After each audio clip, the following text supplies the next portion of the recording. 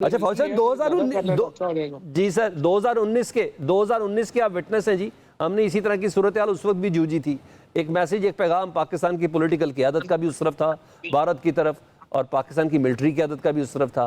आप समझ रहे हैं कि इस वक्त भी हम सेम हैं, उससे ज़्यादा एग्रेसिव हैं, या कुछ और करने की ज़रूरत है? देखिए, इस पर कुछ कामयाबियां तो हमें ये मिली हैं डेफिनेटली, कि अगर आप देखें कि इंडिया जो एक्सपेक्ट कर रहा था कि उसे बड़ी कोई मिल जाएगी, एक इंटरनेशनल सपोर्ट मिल जाएगी, वो तो नहीं मिली।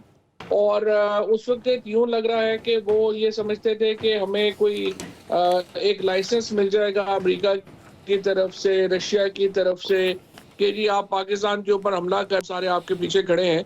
लेकिन यूं लग रहा है कि एक तो एविडेंस चूंकि उनके पास कोई नहीं आई, और एविडेंस मांग रहे हैं सारे, यूएनओ भी मांग रहा है। अगर आप सलामती काउंसिल की रेजोल्यूशन देखें तो उसमें भी जो लैंग्वेज है जो इंडिया चाह रहा था वो तो उनको नहीं मिली। लिहाजा कुछ कामयाबियां पाकिस्तान को जो इंटरनेशनली जो है वो तो जो है वो मिली है। दूसरा जो इम्पोर्टेंट इशू है वो ये है कि जो ये चाह रहे थे कि एक, अब दो बातें थी ना। पहली बात तो उन्होंने ये किया कि ये पाकिस्तान के ऊपर इल्जाम लगाने की कोशिश की।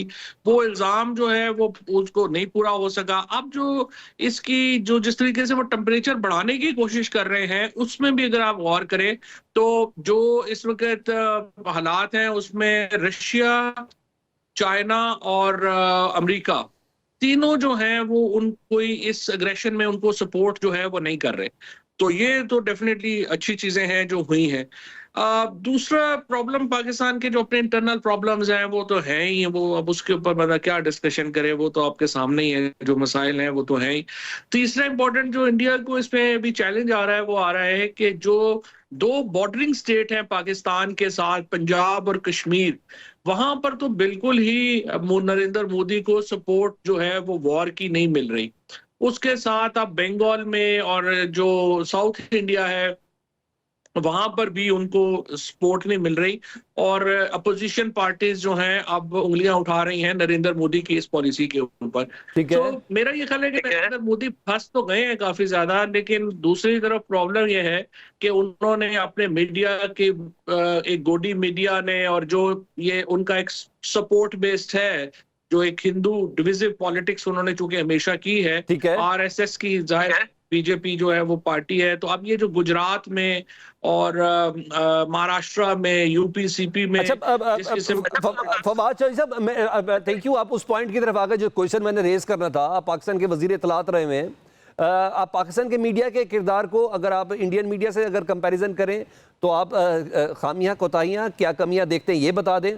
दूसरा, व्हाट अबाउट एपीसी, अगर ये कितना बड़ा इम्पैक्ट क्रिएट कर सकती है इस मौके पर मजीद, जब पाकिस्तान वैसे ही बड़ी स्ट्रॉन्ग पोजीशन पे है आलमी बरादरी की नज़र में?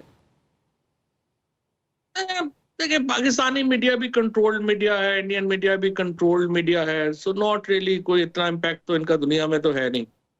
जो इम्पोर्टेंट चीज है वो पाकिस्तान की, जिस तरह मैंने कहा कि लोकल पॉलिटिक्स के ऊपर बंदा क्या उस पर बात करे।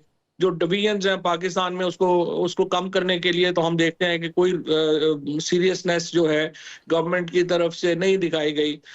इमरान खान के बगैर आप कैसे पाकिस्तान में कह सकते हैं कि हम यूनिफाइड हैं? वो तो उन्होंने एक अडयाला से जो बयान जारी किया है वो बड़ी उन्होंने, आई मस्ट से, कि नेशनलिज्म का मुजाहरा किया कि इमरान खान ने इतने मुश्किल और इस कदर जिस कदर उनको जुल्म और तकलीफ में रखा गया, उसके बावजूद उन्होंने पाकिस्तान की जो पॉलिसी है उसको इस तरह से सपोर्ट किया। और दुनिया, सच्ची बात यह है कि पाकिस्तान में के अंदर जो इस वक्त डिवीजन है उसको भी देख रही है, जो मीडिया के हालात हैं उसको भी देख रही है। वो सारी चीजें अपने सामने हैं, but at the same time दुनिया में क्लियरिटी है कि वो जंग नहीं चाहते, और नरेंद्र ठीक है। मोदी ये जंग का करके फंस गए हैं। अब उनको समझ नहीं आ रही कि उन्होंने पीछे कैसे हटना है। So it's basically the domestic political warfare that is going on in, जहां पे अब मेरे ख्याल में उन्होंने, देखे ना, नरेंद्र मोदी के जो बड़े मफादात हैं वो वाबस्ता है अमेरिका से, उनके बड़े मफादात वाबस्ता है अब